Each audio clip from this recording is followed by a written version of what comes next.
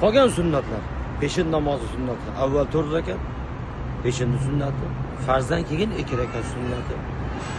Shom namozi, shomdan keyin 2 rakat sunnat. Xuftondan keyin yana 2 rakat sunnat. Demak, kuniga 12 rakat sunnat bo'ladi.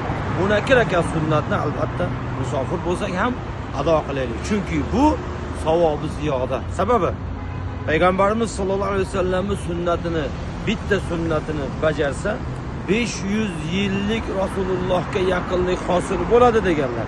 Demak, biz mana shu sunnat namozlarini Madinada o'qisak, bir rakatiga 1000 rakat, Makka da o'qisak 100 ming rakat savob bo'ladigan joyda sunnatga beparvo bo'lmaylik. Boshqalarga qaramaylik.